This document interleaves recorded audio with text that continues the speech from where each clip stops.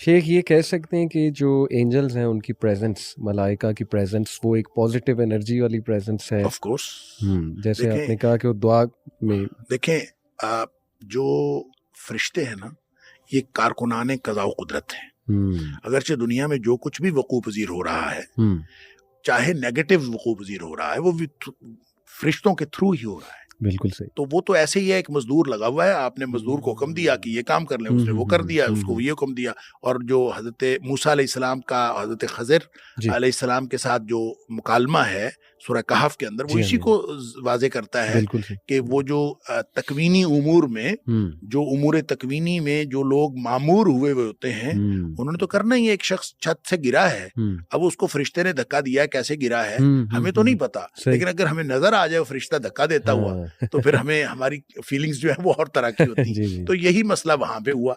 सिर्फ वो चीजें जो हमारी आंखों से ओझल है। जी हाँ। तो ऑफ कोर्स फरिश्ते जो हैं, शाह वलीउल्लाह अलैहि रहमा ने हुज्जतुल्लाह अल बालिगा के अंदर इसके ऊपर बड़ा खूबसूरत लिखा है। सही। वो कहते हैं कि हर चीज जो दुनिया में जितनी भी चीजें हैं, सब मामूर मिन अल्लाह हैं, अल्लाह की तरफ से उनको हुक्म दिया जाता है।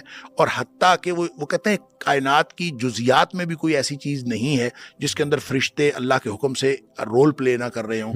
मतलब वो कहते हैं कि हत्ता कि अगर किसी मछेरे ने मछली पकड़ने के लिए जाल डाला है दरिया में या तालाब में, तो मछलियों के ऊपर भी फरिश्ते मुकर्रर होते हैं जो उनको उस तरफ गाइड करते हैं कि आपने इस तरफ जाना है। लिहाजा हर चीज जो है वो फरिश्तों के जरिए से हो रही होती है। लिहाजा जब आप इसको ओवरऑल देखते हैं तो फरिश्ते खैर की कुव्वत के तौर पर, और जो शयातीन हैं वो शर की कुव्वत के तौर पर वो दुनिया में मौजूद हैं, और वो अपना अपना जोर लगा रहे हैं। और शैतान ने, इब्लीस ने पहले दिन इब्तिदाई आफरीनिश अल्लाह ताला को चैलेंज दिया था कि मैंने तेरे बंदों को जन्नत की तरफ नहीं जाने देना, लाक़ुदन्ना लहुम सिरातकल मुस्तकीम, मैं सीधे रास्ते के दरमियान में बैठ जाऊंगा, मैं जाने नहीं दूंगा। उसने चैलेंज किया था, और हर चैलेंज के जवाब में अल्लाह ताला ने ये फरमाया कि इन्ना इबादी लैसा अलैका लहुम लैसा लका अलैहिम बिसुल्तान, कि मेरे बंदों के ऊपर तेरा कोई जोर नहीं चलेगा।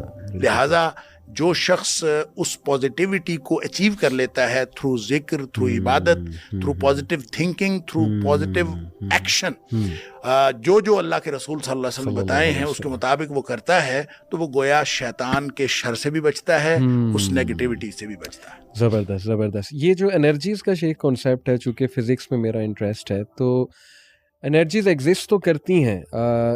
अगर मैं साइंटिफिक एनर्जी जो है उसके कॉन्सेप्ट की बात करूँ, एक तो ये वर्ड वैसे भी यूज़ होता है ना, कॉमनली एनर्जी से मुराद होती है कि बस एक कैफियत।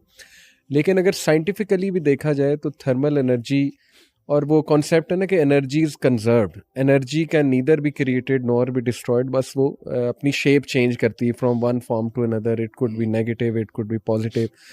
तो कुछ लोग इसे एक कॉन्सेप्ट है एनिमल मैग्नेटिज्म, ये एक पुराना कॉन्सेप्ट है। उन्होंने कहा कि जी हर इंसान के साथ, एनिमल से मुराद उनकी इंसान थी, हर जानवर और इंसान के साथ जो है ना वो एक एनर्जी है जो मैग्नेटिज्म की तरह है। जो पॉजिटिव सोचेंगे तो वो मैग्नेट पॉजिटिविटी को अट्रैक्ट कर लेगा, नेगेटिव सोचेंगे तो वो नेगेटिविटी को जो है वो अट्रैक्ट कर देगा।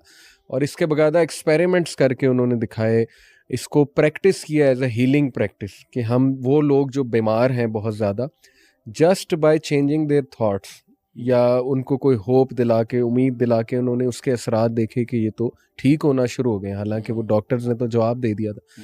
इसी तरह फिजिक्स में डीप जाएं तो क्वांटम एंटेंगलमेंट का एक कॉन्सेप्ट है। वो ये है कि इलेक्ट्रॉन्स के पेयर्स होते हैं आपस में, और वो बहुत ज़बरदस्त तरीके से एक दूसरे के साथ जो है वो मुंसलिक हैं, वो दोनों इलेक्ट्रॉन। यानी अगर आप एक इलेक्ट्रॉन को यूनिवर्स के एक एंड पे रखें, दूसरे को दूसरे एंड पे रखें, जो इफेक्ट इस पे होगा वही इफेक्ट जो है वो उस पे होगा। तो इसको भी यूज़ करके वो कहते हैं कि देखें, वी आर ऑल कनेक्टेड, हमारे इलेक्ट्रॉन्स एनर्जी कैरी करते हैं, और हम कहीं बैठें, गमज़दा बैठें किसी चेयर पे, किसी बेड पे, रोते रहें और गुनाह के अमाल करें वगैरह वगैरह, तो उस जगह पे कोई और आके बैठेगा तो उससे भी वो एनर्जी फील होगी। यानी वो नहुसत कह लें, या वो एक उस पे भी गम तारी हो जाएगा। इसलिए एनवायरनमेंट का भी वो कहते हैं बड़ा ख्याल रखो, अपना हैप्पी एनवायरनमेंट बनाओ। अपने रूम में अगर कुछ तुमने बहुत ऐसी हरकत की हैं जो नहुसत पर मबनी है, तो अब पॉजिटिव हरकत करो वगैरह वगैरह।